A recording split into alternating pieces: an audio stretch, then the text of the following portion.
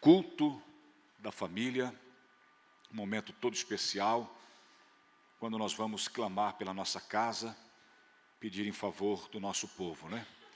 Como disse o pastor Ricardo, nós estamos vivendo um tempo crítico, né? Um momento difícil na história, né? Pestes em cima de pestes, quando passa uma já vem outra em seguida, a humanidade está sofrendo. Tudo isso são pequenas amostras, né? De eventos em proporções muito gigantescas que vai se dar depois, logo depois da saída da igreja da terra, né? Sabemos que o que aguarda o juízo de Deus que virá sobre essa terra vai ser terrível, perto do que estamos vendo aí, não dá nem para comparar. Isso não é eu que estou falando, é a Bíblia, somente falo o que a Bíblia fala. E nós temos que, diante desses acontecimentos, estar de sobreaviso, alertas, vigilantes, porque a qualquer momento, não foi dada a hora, nem o dia, o mês, nem o ano, em que o Senhor voltará. Ele disse: eu vou e voltarei para vos levar para mim mesmo, para que onde estiver, estejais vós também. É uma promessa dele, uma promessa. Ele disse: eu vou me sentar-se à direita de Deus Pai, porque eu venci a morte, eu ressuscitei ao terceiro dia, mas eu vou retornar para buscar vocês, eu vou buscar vocês, eu venho buscar. Isso é muito importante, nós temos que estar então de sobreaviso, alertas, vigilantes, porque a qualquer hora, o próprio Jesus disse, assim como foi nos dias do dilúvio, anteriores ao dilúvio, comiam, bebiam, casavam, se davam em casamento, até que o dia em que foi fechada a porta da arca e todos foram pegos de surpresa, né? Imagina, de surpresa porque eles próprios não se davam por conta, não porque Deus não avisou, porque Deus vem avisando, os sinais, os acontecimentos são sinais para a gente ficar alerta, vigilante. Diante disso nós temos que nos desesperarmos, pastor? Jamais. Quem tem fé, quem é salvo em Jesus Cristo, não tem o porquê se desesperar e nem parar com o que está fazendo, tem que prosseguir. Fazer de conta como que nada tivesse acontecendo, mas no mesmo instante, estando de sobremodo vigilante, alerta, com azeite nas suas lamparinas, esperando, a qualquer momento esperando, porque vai voltar, o Jesus vai voltar para nos buscar. Essa é uma mensagem pouco pregada nas igrejas, porque isso não atrai muito, né, as pessoas. Isso também acaba chocando alguns que não acreditam, que não têm essa fé, a ponto de acreditar nessas coisas, né? Então isso choca muitos, principalmente aqueles que são muito apegados às coisas dessa vida, né? Aí eles pensam que vão deixar tudo, igual a mulher de Ló, né? Olha para trás, vou deixar tudo, então, pronto, acabou-se, se perdeu, né? Tem pessoas assim, preocupadas com as coisas da vida, esquecendo-se de se preparar para a jornada, para o encontro discipolo que vai ser nos ares. Vai ser o encontro nos ares. Amém? Não é sobre isso que eu quero falar, só uma pincelada aqui para você entender rapidinho e tudo isso. E eu quero compartilhar com você hoje uma mensagem que Deus me falara ao coração. Eu já preguei dias atrás eu preguei sobre isso aqui, já preguei algumas vezes. Tem textos que a gente prega e depois, acaba de um tempo, vai pregar de novo. Acaba de um tempo, vai pregar de novo o mesmo texto, porque a palavra se renova, né? A palavra de Deus é uma fonte inesgotável, inesgotável. A verdade é que eu não deixo de ler aquilo que eu já li inúmeras vezes. Eu costumo ler sempre, porque eu acredito que Deus, o Espírito Santo de Deus, que nos direciona, que nos dá todo o suporte para vivermos, Ele sempre vai mostrando detalhes que a gente passa às vezes 500 vezes em cima lendo e a gente não consegue observar no momento da leitura. E aí quando a gente lê de novo com atenção, Deus vai mostrando os detalhes que fazem toda a diferença.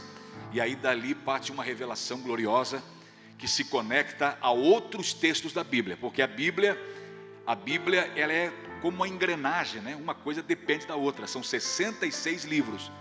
Eu costumo dizer que a Bíblia, eu comparo a Bíblia como um grande edifício de 66 andares. A Bíblia é um grande edifício de 66 andares. O primeiro andar, né? Embaixo já é Gênesis, segundo Êxodo, Levítico, Números, Deuteronômio, Josué, Juízes, assim vai indo. São 66 andares e cada andar que você vai tem os seus compartimentos, né? São seus compartimentos e as muitas salas que tem nesse andar. E cada andar desse que a gente sobe nesse grande edifício, se a gente for subir com o guia, que é o Espírito Santo, né? Ele vai te mostrar coisas gloriosas, lindas, porque Deus é assim, Deus gosta de nos surpreender. A palavra do Senhor diz, Atos dos Apóstolos, capítulo 2, diz que eles estavam todos unânimes orando no mesmo lugar. De repente, essa palavra aqui é muito linda.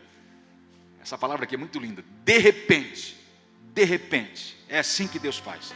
De repente, quando a gente menos espera, quando a gente menos imagina, quando a gente já perdeu as esperanças, quando a gente já perdeu toda a expectativa, a gente já se frustrou já com a gente mesmo, é de repente que Deus chega e se manifesta de forma gloriosa, que fica marcado nas nossas vidas para sempre. E Ele é assim, Deus é assim, Deus vai mesmo, Deus espera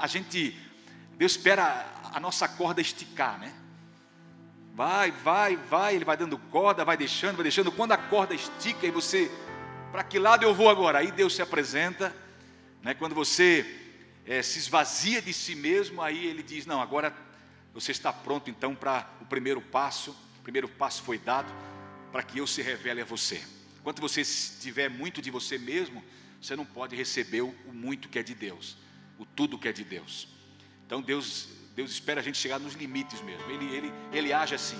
Até porque eu acredito que o possível Ele não faz por nós. O possível Ele não faz. Ele só faz o impossível. Porque o possível nós podemos fazer, então Ele não vai fazer por nós, né? Então Ele deixa a corda esticar mesmo, chegar no limite, chegar na beira ali, não tem mais saída. Aí Ele entra para nos surpreender. E é de repente que as coisas acontecem.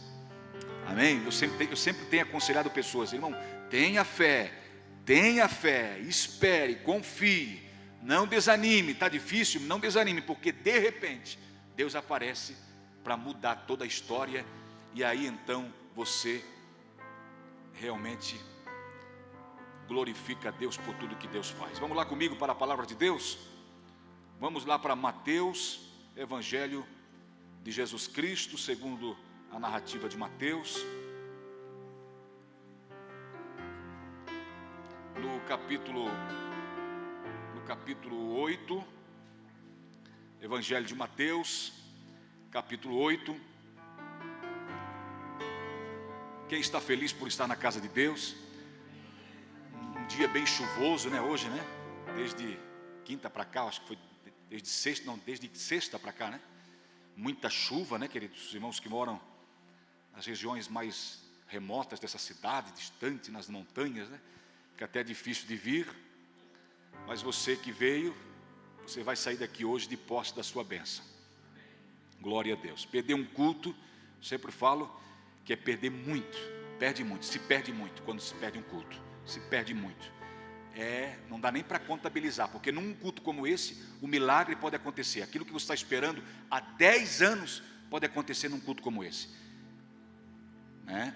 E claro que Deus pode abençoar a pessoa lá sentada no seu sofá, vendo a live. Isso não tem, os irmãos que estão nos acompanhando, né? Tenha esperança, tenha fé, Deus pode te alcançar onde você está, não tem nenhuma dúvida quanto a isso. Agora, a verdade é que Deus ama quando o seu povo está junto, quando há esse ajuntamento aqui, essa coletividade, esse momento aqui unidos para celebrar. E o salmista diz que é nesse local que Deus ordena a bênção para sempre, né? Deus escolheu esse lugar para a gente se reunir aqui. Então, claro que é importante. E muitas vezes num culto como esse, pode acontecer, é nesse local, somente nesse local que pode acontecer isso. Por exemplo, lá no tanque de Betesda, né, diz a Bíblia que ficavam pessoas, muitas pessoas ali em volta daquele tanque. Se elas ficassem em outro lugar, não receberiam, porque era ali que era o mistério. Quem está aí? Amém? É ali que acontecia o mistério, é ali que acontecia o mover de Deus, é ali que os anjos agitavam as águas. Tinha outros tanques, com certeza, tinha outros lugares, poderiam estar em qualquer outro lugar, mas é ali. As pessoas sabiam que o endereço é ali, o endereço da bênção. Então Deus faz assim, pastor, Deus age assim, age. Em toda a Bíblia está assim, Deus escolhe os locais onde Ele se manifesta, principalmente. Claro que eu não estou dizendo aqui que Deus não pode se manifestar em outros lugares, pode, mas esse lugar aqui é um lugar especial, porque foi consagrado como casa de Deus. Vamos lá comigo então? Mateus capítulo 8, verso 1.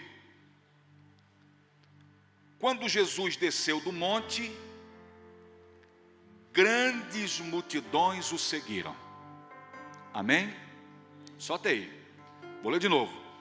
Quando Jesus desceu do monte, grandes multidões o seguiram. Você vai repetir comigo só assim, ó. Grandes multidões o seguiram. Diga comigo de novo. Grandes multidões o seguiram. Dá uma ênfase especial para essa palavra seguiram. Grandes multidões o seguiram. Aqui está o desfecho, o encerramento de uma situação, de um momento tão lindo, que é chamado de Sermão do Monte. Na verdade, esse verso primeiro aqui, ó, porque a Bíblia, como foi escrita, não foi escrita como a gente tem hoje, nas nossas mãos, de capítulos, versículos, essa divisão, né, dos livros, os nomes, como está aqui. Não foi escrito, era um escrito só. Eram rolos, pergaminhos, né? E o verso primeiro aqui está estritamente conectado ao capítulo 7 aqui. Porque no capítulo 5, se você pode ir comigo lá, por bondade, no capítulo 5 de Mateus, diz assim, ó: ao ver Jesus as multidões, Jesus subiu ao monte. E aqui a gente vê no verso 1 do capítulo 8, Jesus descendo do monte. Então, iniciou-se lá no capítulo 5, ele sobe, ele vê a multidão, ele sobe ao monte, e aí diz que ele sentou-se e começou a ensinar no capítulo 5, verso 1. E ele ensinou muitas coisas. Aí vai capítulo 5 inteiro, capítulo 6 inteiro, capítulo 7 inteiro, terminando aqui no capítulo 8, verso 1, quando ele desce do monte. E aí, aqueles a quem ele se fez conhecido até aqui, com os ensinamentos que ele trouxe, resolvem depois disso segui-lo. Isso é muito lindo, isso aqui. Isso aqui é muito lindo. Aqueles a quem ele se revelou, desde o capítulo 5, quando ele se senta para ensinar, aqueles a quem ele se revelou, agora, depois que ele encerra a mensagem, desce da montanha, resolvem o quê? Segui-lo. Coisa gloriosa. Quem sabe alguns, a Bíblia não narra aqui, mas quem sabe alguns foram para suas casas. Outros decidiram segui-lo. Outros seguiram. Uns, quem sabe, desistiram de segui-lo, mas uma grande maioria, uma grande multidão, diz a Bíblia, que seguiu a ele. Por que eles o seguiram? Porque a mensagem que ora ele ensinava era uma mensagem que trazia vida, e as pessoas entendiam isso. As pessoas que o seguiam queriam saber mais sobre ele, por isso que o seguiam. Por isso que a gente lê aqui: quando Jesus desceu do monte, grandes multidões o seguiam. As pessoas queriam saber mais dele, por isso o seguiam. É como nós viemos na quarta-feira, nós viemos no domingo, nós viemos de novo na quarta-feira, a gente vem no domingo, e assim passa o tempo, e a gente está sempre vindo.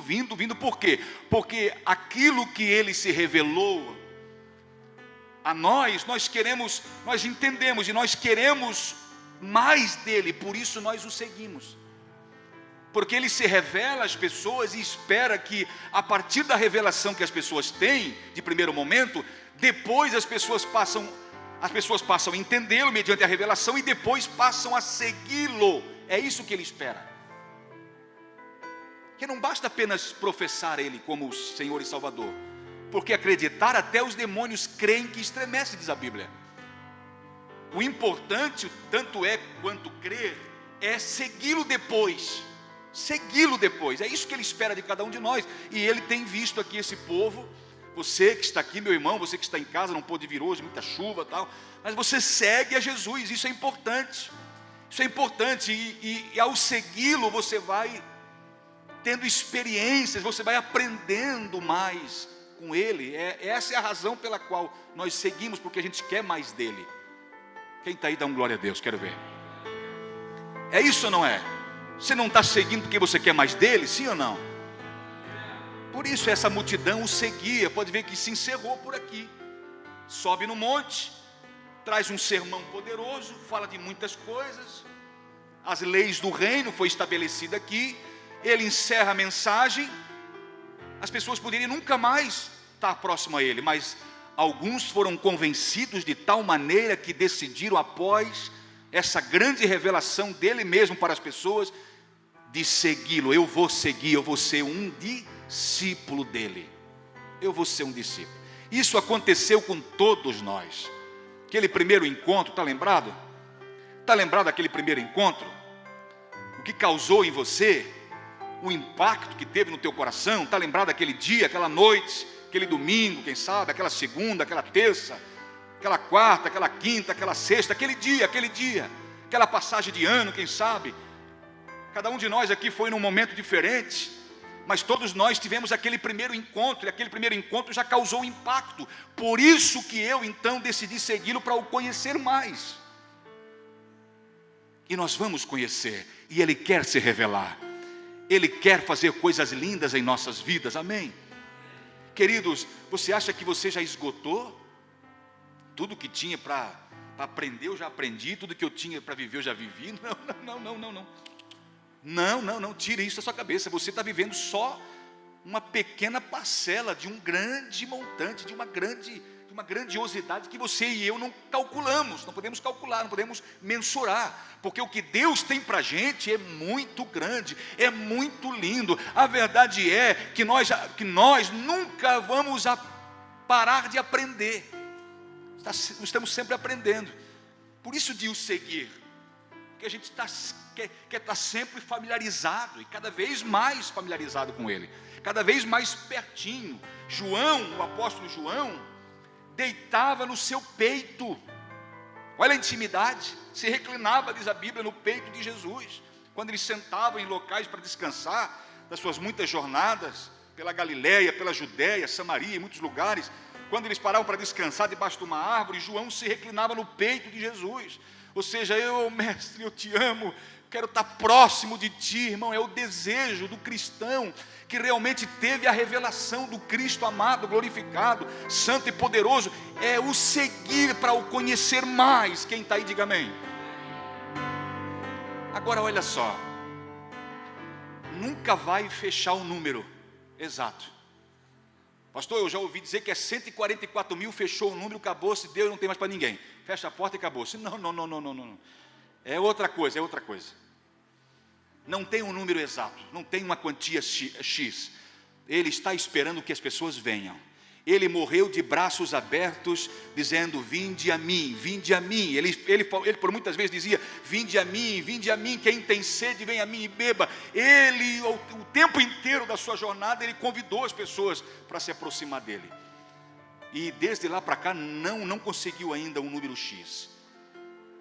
Não tem um número exato de quantia, de quantidade, porque na verdade ele morreu por todos. Ele quer que todos os homens se salvem, que ninguém se perca, diz a Bíblia. Mas a grande questão é que as pessoas fogem, mas ele está sempre pronto para receber aqueles que desejam estar com ele, segui-lo também. Ele está. Aí olha só, quando ele desce do monte, olha a continuação. Tinha um monte de gente seguindo ele. Aí vai se aproximar mais alguém. Diga comigo, vai se aproximar mais alguém. Então na igreja sempre está vindo mais gente. Na igreja sempre está vindo pessoas novas. Nós não somos um grupo fechado. Temos uma quantia de X e pronto, ninguém mais entra, é um grupo fechado, não. Sempre vai chegar mais gente. Olha que uma multidão o seguia. Quando ele desce do monte, que essa multidão está seguindo ele, se aproximou, essa palavra aqui, ó, e se aproximou, no verso 2, um homem leproso. Um homem leproso. Sabe aqueles que a gente julga que não tem direito? Sabe aqueles que a gente julga que não poderão participar pelo grau de pecaminosidade da vida deles? Não acredito que o fulano está participando na igreja, está indo na igreja dos crentes. Não acredito que agora esse cara vai virar para crente. Esse cara é ruim. Esse cara fez isso, aí começa a contabilizar todos os seus erros e suas falhas. E não acredita, é a lepra, é o pecado. Não acredita que uma pessoa dessa vai se aproximar agora para seguir Jesus também. Não acredita. E aí todos ficam espantados. Imagina um leproso se aproximando agora para segui-lo também. Acredito que teve pessoas ali que já na hora desclassificaram, mas esse homem não podia estar aqui. Não podia estar aqui no nosso meio, não podia. Tem que estar recluso, tem que estar num lugar afastado, não pode estar no convívio das pessoas. É assim que a gente julga aqueles que tentam se aproximar de Jesus. Não pode, por isso, por aquilo, é muito pecador. Irmãos, nós temos que entender que Jesus morreu por todos, amém? Jesus quer salvar o pecador, e não há distinção de pecadão, não, esse aqui pecou menos, aquele lá fez um pecadão maior, e aí o tratamento com ele é diferente. Não, Jesus morreu, uma vez que a pessoa se arrependa e creia no que ele fez, que foi a sua morte em seu lugar, se aproxima. E aí olha o que acontece. Esse homem se aproxima, e quando ele se aproxima,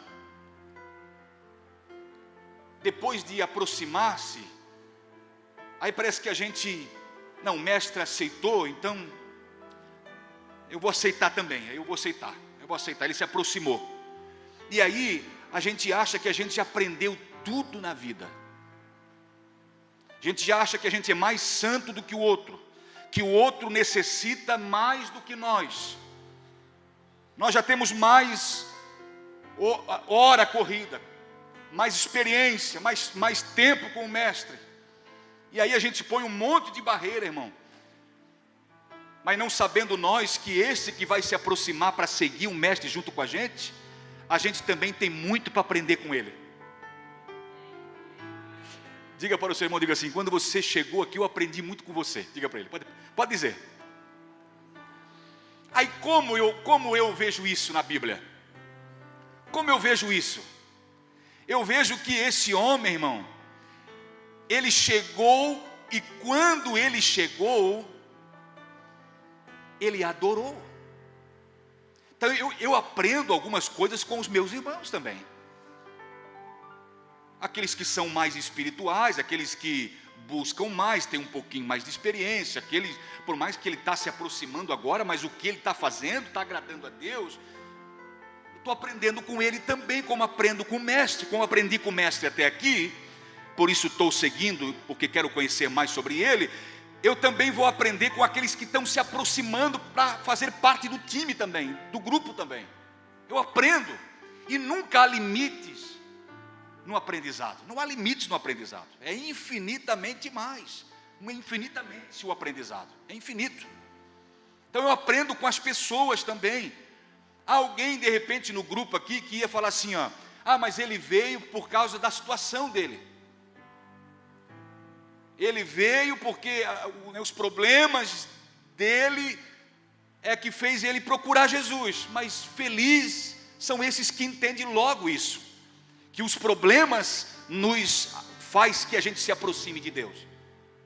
E eu quero dizer que todos nós temos problemas, uns mais, outros menos, de diferentes maneiras. Tem problema de todo jeito, cada um enfrenta a sua situação, o seu problema, mas na verdade todos nós temos problemas, somos pecadores. A lepra aqui é um tipo do pecado, todos nós temos que se aproximar. E glória a Deus pelos problemas que nos fazem se aproximar de Deus. A maioria vem para Jesus por causa de um problema, vem para Jesus. Claro que lá em Marcos, se não me falha a memória, acho que é Marcos capítulo 5, isso é Marcos capítulo 5, narra uma história de uma mulher que ela sofria com uma hemorragia. E diz a Bíblia que ela gastou tudo que tinha, procurou os médicos, usou todos os meios possíveis que ela podia para tentar solucionar o seu problema, usou todo, bateu em tudo quanto é porta. Quando ela gastou tudo que ela tinha, estava na estaca zero, não tinha mais nada o que fazer humanamente falando, ela ouviu falar de Jesus. É por isso que você vai ouvir que na igreja evangélica a maioria é tudo ex, mas é mesmo, tudo ex, e todo mundo é ex-pecador, é ex-viciado, todo mundo tinha um problema, todo mundo veio para a igreja por causa de um problema. Os problemas nos trazem a Deus, as dificuldades que temos, o pecado, a vida pecaminosa, que acaba nos subjugando, nos maltratando, nos faz que a gente procure a Deus. Quem sabe alguém falou, não, ele só se aproximou do mestre, da multidão, de nós, para seguir, ele só se inseriu ao grupo, por causa de um problema, e feliz é aquele que vem. Agora, como o caso dessa mulher, sofreu, gastou tudo que tinha, o último recurso, a última chance, a última hipótese que eu tenho, eu vou correr para esse Jesus que estão falando aí. Sendo que muitas vezes ela poderia nem ter precisado gastar tudo, pastor Ricardo, nem precisado gastar e batido em tantas portas. Eu vou lá para não sei aonde que tem um especialista, vou procurar isso, vou procurar aquilo. Ela nem precisaria bater tanta perna, tanta cabeça por aí. Era só muitas vezes porque por que eu estou falando isso aqui? Porque a fama de Jesus ia por todos os lugares. Ela já fazia tempo, eu tenho certeza que eu estou falando aqui, fazia tempo que ela já tinha ouvido falar do mestre da Galileia, do Nazareno, que fazia milagres por onde andava. Mas parece que, não sei, talvez a incredulidade, talvez se expor muito, eu não quero me expor muito diante das pessoas, então eu vou tentando de algum jeito aqui. Aí quando ela gastou tudo que tinha, todos os seus recursos, e bateu em todas as portas, e nada se resolveu, diz a Bíblia, que ela ouviu falar de Jesus, ou seja, quem sabe ouviu mais uma vez, agora ele está por aqui, bem próximo. Quando talvez ela ouviu as outras vezes, ele estava longe, não tem nem como ir, mas claro que ela podia ir, assim como ela foi bater em tantas portas, ela podia gastar o que tinha para ir até onde Jesus estava, mas esperou cair no fundo do poço, não ter mais saída, para depois dizer, eu vou então ver o que ele tem para mim. E aí, ela foi uma mulher tão inteligente, que ela armou o seu próprio meio de chegar. Nós aprendemos aqui, com esse leproso, como ele abordou Jesus, como se aborda Jesus, como se chega. Ele chegou com adoração. Essa mulher disse, eu vou chegar entre a multidão, não quero ser notada, até porque eu também não posso ser notada, por causa da minha enfermidade, na lei, eu sou impura, a lei me considera como impura, então eu não posso chegar, não posso me aproximar, eu vou entre a multidão, vou me abaixar, vou quietinha pelo meio, e eu vou tocar, porque se tão somente eu tocar nele, se eu conseguir tocar nele, não precisa ele impor as mãos sobre mim, não precisa nada, nem fazer uma oração, os discípulos pegar nas mãos, fazer uma roda em volta de mim, um ciclo de oração, não precisa fazer nada. Se tão somente eu tocar nele, eu vou ser curada. Pois a mulher botou isso na cabeça, fez isso, a estratégia dela, deu certo, foi curada. E do mesmo jeito que ela chegou quietinha, ela queria sair quietinha sem ser notada. Aí não dá, porque quem se envolve com Jesus, irmão, depois, está lembrado dos magos que vieram do Oriente para ver o menino? Quando voltaram, já voltaram por outro caminho, meu irmão. Amém? Quem se envolve com Jesus e se envolve a ponto de se apaixonar, e outra toca nele, se aproxima dele, não sai desapercebido aos olhos dele. Ela não conseguiu sair da maneira que chegou, quietinha, a maneira camuflada, vou pelo meio, pá. Não conseguiu. Quando ela tentou sair às escondidas, sem que ninguém notasse, quando ela tocou, o mestre já parou tudo e disse: quem é que me tocou? Os discípulos estavam em volta dele, né? A multidão em volta. Aí o Pedro, que era o mais enérgico, o mais afoito, sempre foi o mais afoito. Tem gente que se identifica muito com Pedro, né? Com o caráter, né, de Pedro, tipo sanguíneo assim, né, bem colérico e tal. Mestre, a multidão te toca e tu dizes: quem me tocou? Jesus disse: espera aí, rapaz, estou falando que alguém me tocou diferente, porque de mim saiu virtude, saiu poder. Que as pessoas tocam de qualquer jeito, tocam porque estão esbarrando ali, estão ali, quer tocar de qualquer jeito, sem fé muitas vezes e tal, mas alguém me tocou diferente. Quem me tocou? A mulher estava saindo descosta entre as pessoas, sem querer ser notada. De repente ela disse: foi eu que te toquei. Foi eu que te toquei. Ela se revela. E aí, irmão, ela poderia ir para casa sem escutar uma palavra que foi fundamental para a vida dela. Me pergunta qual, pastor? Que ela era filha de Abraão. Ela ia para casa sem saber que ela era filha. Então ninguém que se encontra com mestres depois volta à normalidade. Não tem como voltar à normalidade. Não tem como voltar à normalidade. O mestre faz a obra por completo. Curou a mulher e disse: tu és uma filha de Abraão, vai para casa curada. Ou seja, tu é da fé também, em outras palavras. Tu faz parte dos filhos também. Que coisa linda isso aqui. Agora voltando aqui, olha só. Então essa mulher chegou no último recurso. Gastou tudo que tinha, chegou no fio, na ponta do fio. Não tinha mais como correr para um lado nem para o outro. Gastei tudo que tinha, agora fazer o quê? Ouviu falar de Jesus e foi até Jesus. Esse homem aqui, irmão, ele se aproximou de Jesus numa situação difícil, que era leproso.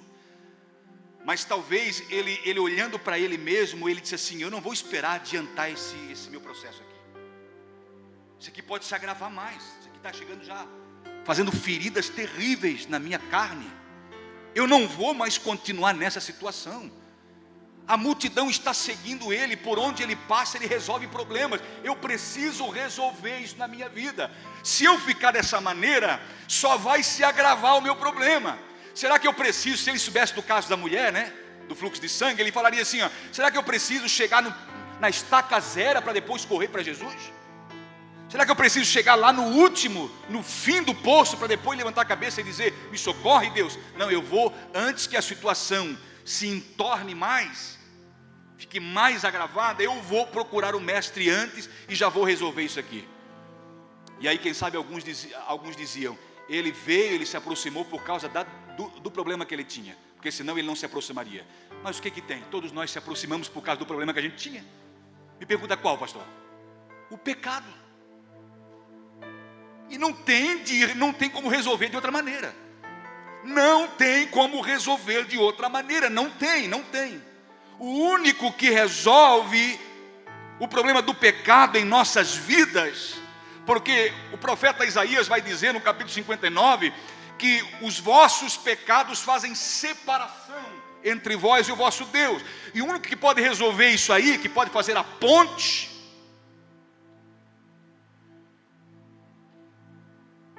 é Jesus.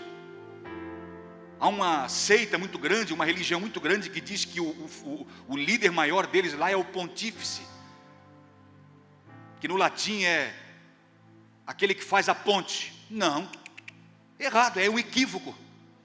O único que faz a ponte entre nós e o nosso Deus, o único mediador entre o homem e o pecador, o único que pode unir o pecador a Deus novamente, que pode trazê-lo para o jardim novamente, é Jesus Cristo. Levante a sua mão e glorifique a Deus.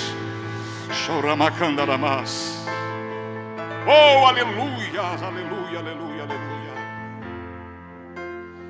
Outra coisa que eu aprendo com esse homem aqui. Então não importa, todos nós se aproximamos por causa de um problema. Ninguém pode julgar ninguém. Uns mais, outros menos, como eu falei. Mas os problemas, glória a Deus pelos problemas, que os problemas nos fazem nos aproximar de Deus e achar a salvação, a cura e a salvação. Glória a Deus. Não era para ser assim, porque Adão, antes do pecado, não tinha nenhum problema. Ele se aproximava de Deus não por necessidade, por comunhão, por afinidade, por parceria, comunhão. Deus, meu Deus, não se aproximava por problemas, para resolver problemas. Mas uma vez que ele pecou, depois ele teve que se aproximar de Deus para resolver os seus problemas. E um dos problemas o master de todos, é o pecado. Por isso que depois logo o cordeiro foi morto para fazer roupa para eles. Que o homem não tinha como se aproximar de Deus nu. Não tinha. Outra coisa que eu aprendo com esse homem aqui, é que mesmo, olha o que ele disse no verso 3 comigo. No verso 2, eu aprendo aqui como ele abordou Jesus. Ele chegou, aí mestre, aí tudo bom? Tu é da Galileia, tu é de Nazaré. Se fosse hoje, né, alguns, tu é de Nazaré, vamos bater um papo nós dois aqui debaixo dessa oliveira. Não, ele pegou humildemente, até pela situação dele, imagina, né? Tem que se humilhar mesmo. Quem quer cura, quem quer milagre, tem que se humilhar. Naamã chegou todo soberbo, lá diante de Eliseu, uma carta na mão do rei da Síria, um monte de roupa, anel, joias, camelo carregado de presentes para Eliseu, achando que ia comprar o profeta com presentes. O profeta disse: vai te humilhar, rapaz. Te humilha, mergulha 7 vezes no Jordão. Aí a soberba falou mais alto. Ele disse: mas não tem rios melhores? Lá na minha terra tem rios melhores. O Jordão, um rio barrento, águas turvas. O profeta só mandou, nem foi na presença dele, mandou o moço dele falar: mande que ele se lave 7 vezes no rio. E eu penso que eu vejo cada mergulho que ele dava naquela olhadinha, né? E na verdade, olha só, irmão, além do moço, do homem de Deus, dizer assim, ó, o meu senhor disse que é para você mergulhar 7 vezes no Jordão. Ele não ia fazer. Aí um moço de Naamã, um soldadinho de Naamã, porque ele era um chefe, um soldadinho dele, o mais íntimo dele, mais amiguinho dele, disse: meu senhor, se ele te pedisse coisa difícil, tu faria, rapaz. Isso é fácil, vai lá, obedeça, em outras palavras. Desce do pedestal, tira o salto, rapaz, te humilha, em outras palavras. Aí ele disse: tá, peraí, vamos lá então. Foi no Jordão e mergulhou. Parece que cada mergulho que eu vejo, cada mergulho que ele dava, ele olhava assim: meu Deus, já é o 6º e nada. Agora eu vou para o último, esse tem que ser. Se não for agora, o profeta deu um blefe, errou nas contas, fui mal direcionado. No 7º, pois ele levantou, meu irmão, e a sua pele era como que de criança. Pode glorificar a Deus. Então tem que se humilhar, meu irmão. Humilhe-se para ser exaltado. Quem se humilha, Deus exalta. Aí olha só aqui no verso 3 comigo. Então esse homem no verso 2, ele se prostra, se humilha e adora. Aprendemos com ele. Olha no verso 3. Ou melhor, no verso 2 mesmo. Isso, no verso 2, a continuação aqui. Ó, e eis que um leproso aproximou-se e o adorou, dizendo: agora, Senhor, se quiseres, pode me purificar. Então eu me aproximo muitas vezes para o seguir, porque eu quero aprender mais dele. Essa é a razão pela qual eu me aproximo, porque eu quero aprender mais do que ele já me passou. Quero ter mais experiências com ele, por isso que eu o sigo. Eu quero entender, é bom que eu logo entenda quando eu passo a segui-lo, quando eu passo a ter experiências com ele, é bom que logo eu entenda que muitas vezes tem determinados momentos da minha vida que eu não vou entender a sua vontade na minha vida. Por isso eu vou dizer: se tu queres. Por isso eu vou dizer isso. Por isso esse leproso disse, quando ele se aproximou, ele disse: se tu queres. Ou seja, eu não estou entendendo a tua vontade. Ele disse: se tu queres, qual é a tua vontade? Agora, o que esse moço entendeu logo é que o mestre da Galileia, ele era uma pessoa muito sábia e muito misericordioso. Então, quando eu não entendo a sua vontade, por isso eu pergunto: se tu queres, eu entendo então logo que a sua sabedoria e a sua misericórdia, isso aí não tem como confundir. Eu entendo que ele é misericordioso e que ele é sábio. Então é por isso que ele vai dizer: se tu queres, tu podes. E ele foi feliz, porque Jesus disse: eu quero te curar. Aleluia. Vale a pena seguir-se Jesus, sim ou não, irmão? Um homem leproso, não há pecados que ele não possa perdoar. Quando eu me aproximo desse Deus misericordioso, mesmo sem entender a sua vontade para a minha vida, sabendo que Ele é misericordioso, fique certo de uma coisa: alguma coisa Ele vai fazer, alguma resposta virá dEle. Ele não vai me despedir de mãos vazias. Eu não vou ficar muito tempo assim, desse jeito, porque Ele não deixa ninguém desorientado. Se tu queres, não entendendo a tua vontade, mas eu sei que tu é misericordioso, por isso estou te pedindo. Eu sei que tu é sábio, tu cura. Na sabedoria das tuas palavras curam, a sabedoria das tuas palavras curam. Tu és o verbo, né? Em outras palavras, na sabedoria das tuas palavras tu cura. Quando eu passo a entender isso, irmão, eu continuo seguindo sem titubear um minuto sequer, sem pensar em nenhum momento de desistir de segui-lo, mesmo não entendendo, e muitas vezes entendendo a sua vontade, mas sabendo que Ele é o meu Salvador e que não tem para onde eu correr, eu vou segui-lo porque Ele é o meu Deus. Mesmo que o meu problema seja um problema tão gravíssimo, lepra, pecado, um grande mal, muitos se afastam, não aceitam a minha presença, mas eu tenho que entender uma coisa: o Deus a quem, o Jesus a quem eu estou me propondo segui-lo, Ele é justificador daqueles que creem. Não existe pecado tão grande que Ele não possa expiar com o seu sangue. Não existe corrupção tão grande que não possa ser subjugada pelo seu poder, pela sua graça infinita. Agora, fechando aqui, para nós orarmos. Olha o que ele disse para esse homem depois de curar nele, de curá-lo, né? Olha o verso 3. E Jesus, estendendo a mão, fez o quê? Tocou nele. Jesus faz questão de nos tocar, e como é bom ser tocado por Ele. Amém? O pecador, por mais pecador que ele seja, quando ele é tocado pelo Jesus maravilhoso que se apresenta para ele, e ele passa a segui-lo porque quer o conhecer mais, a vida dele muda radicalmente. Desde o dia que Jesus me tocou, pastor, a minha vida virou de ponta cabeça. Literalmente.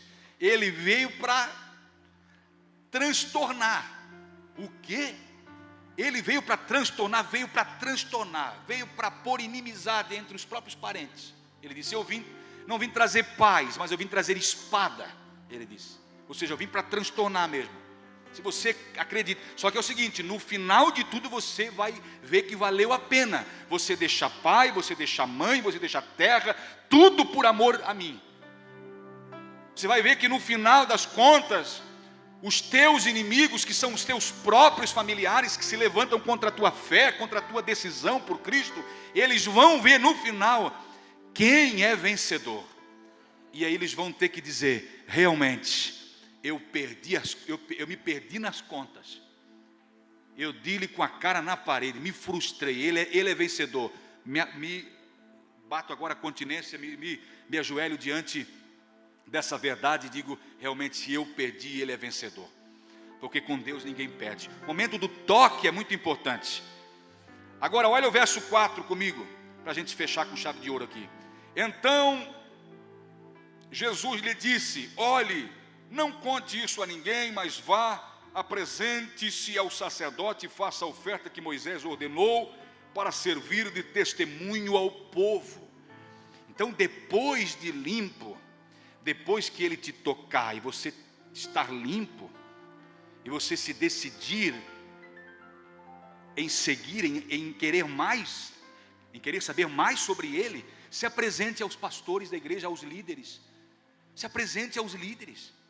Se apresente aos pastores da igreja, vai, se mostre a eles, peça conselhos, peça oração, peça instrução. Pastor, eu fui tocado de uma maneira tão gloriosa, eu quero agora fazer parte, eu quero seguir Jesus, como eu devo fazer? Porque Atos capítulo 10, Cornélio mandou chamar Pedro, o mesmo anjo que apareceu para ele, podia ter pregado o evangelho para ele, mas não pregou. O anjo disse, manda chamar Pedro. Pedro teria que dar as instruções a Cornélio. E quando Pedro chegou, Pedro deu todas as diretrizes. Vai por aqui, o caminho é Jesus. Faça isso, faça assim. Ele morreu numa cruz. Pedro deu todas as diretrizes para ele, como proceder dali para frente. Então, uma vez que você for curado da lepra, se decidir seguir Jesus para querer descobrir mais coisas, querer aprender mais sobre ele, procure os pastores da igreja, peça conselhos, peça um direcionamento, peça oração, busque a Deus, busque a liderança, se apresente. Ele poderia ter falado para esse moço aqui, está curado e pronto, vai para casa e deu, tá? Mas ele disse, não, vamos respeitar o que Moisés instituiu. Vai lá, te apresenta para os homens lá. Os líderes são eles da nação, os líderes são eles. Os líderes espirituais são eles. Vai lá, a gente não pode quebrar protocolo, não pode quebrar regras. Vai lá, se apresenta e leva a oferta como Moisés determinou que fosse, que teria que ser levado. Vai lá, se apresenta para ele. É assim que Jesus faz. Ele é maravilhoso. Vamos nos colocar de pé. Eu amo porque ele é lindo. Eu amo porque ele é maravilhoso, porque cada vez que eu leio a sua palavra, eu fico mais apaixonado. Igual você, quando era adolescente, jovem, né? Jovem, que você se apaixonou por alguém, você, naquela época, hoje tem um celular, hoje é mais diferente, né? Já vai no Face da pessoa, já busca uma foto, né? E eu namorei com uma menina que ela me pediu uma foto minha. Estou revelando agora aqui, uma revelação agora aqui. E ela disse, eu quero pôr essa foto na cabeceira da minha cama para sempre estar olhando para você, sempre estar olhando para você. E cada vez mais que ela olhava, ela dizia, eu me lembrava mais de você, ficava mais apaixonada por você. É assim a mesma coisa no mundo espiritual, mesma coisa. Cada vez que eu olho para a palavra de Deus, eu me apaixono mais por Jesus. Porque aqui está a sua história. Aqui está a sua história. Amém? Tá certo que hoje a gente está um pouquinho mais feio, né? Mas naquela época era bonito. Se fosse hoje, se botasse uma foto lá, era para assustar o mosquito da dengue. Se fosse hoje, né? Mas naquela época, irmão, olha, assustava até fantasma. Quer dizer, não assustava ninguém. Só fazia a menina se apaixonar mais. Estou contando aqui porque isso aqui não aconteceu só comigo, não. Isso aqui aconteceu com várias irmãs também, irmãos aqui. Hoje acontece isso quando as moças se apaixonam por alguém, tem no Face, ficam ali contemplando a pessoa e olhando a pessoa, se apaixonam mais. É assim, é a mesma forma para as coisas santas de Deus. Quanto mais eu leio a Bíblia, quanto mais eu me intero da sua obra, das suas obras, mais apaixonado eu fico por Jesus. Mais apaixonado. Eu amo esse Jesus, eu amo e eu quero que você ama também e passe a segui-lo firme para ter muito mais experiência com ele. E eu quero já te avisando agora, vou dar-te um aviso agora. Se você segue Jesus, prepare-se para aventuras que você jamais imaginou viver na tua vida. Estão lembrados que ele começou o sermão assim,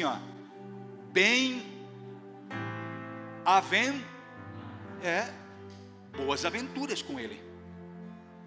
boas aventuras nós vamos ter com Ele.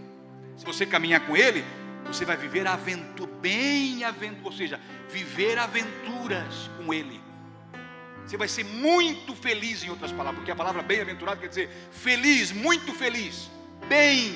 É bem-aventurado, não é aventurado apenas, é uma aventura, não, é bem-aventurado. É coisa que você jamais pensou em viver, você vai viver com Ele.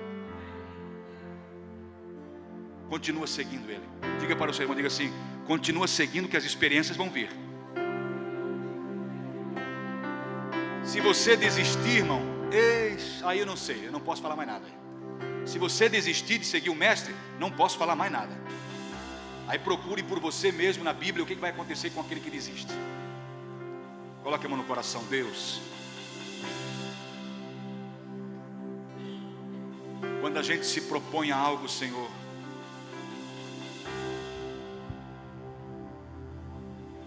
divino, celestial do reino, quanto mais segui-lo, quanto mais ser um discípulo fiel. E nós sabemos que há um custo para segui-lo. O Senhor disse: aquele que quiser me seguir tem que negar-se a si mesmo. É um custo. Há um custo para segui-lo. Tem que deixar pai, mãe, tudo, por amor ao Senhor. E isso dói, isso machuca, isso muitas vezes causa grandes problemas para nós. Mas, meu Senhor, sabe qual é a nossa decisão? Sabe qual é a nossa decisão, meu Senhor? É te seguir, independente do que pode acontecer com a gente. Porque nós entendemos logo que o Senhor disse que o que aproveita o homem ganhar o mundo e perder a sua alma. Nós entendemos logo que o Senhor disse que aquele que me negar diante dos homens, eu o negarei diante do Pai. Isso é muito grave. Isso é de um peso que não tem cálculo, meu Deus. Vai chegar um dia que vai ouvir da boca do Senhor: apartai-vos de mim, não te conheço. Porque durante toda a sua trajetória aqui, não quis abrir mão das coisas, não quis contrariar ninguém e ser inimigo de ninguém. Pela sua decisão, eu vou tomar a decisão por Jesus e vou arrumar inimigos. Vou fazer que as pessoas me olhem com cara feia, vou fazer que as pessoas me rejeitem, passem largo de mim. As pessoas fazem essas contas, param para fazer essas contas. E aí muitas delas dizem: não, eu não tenho coragem para tanto.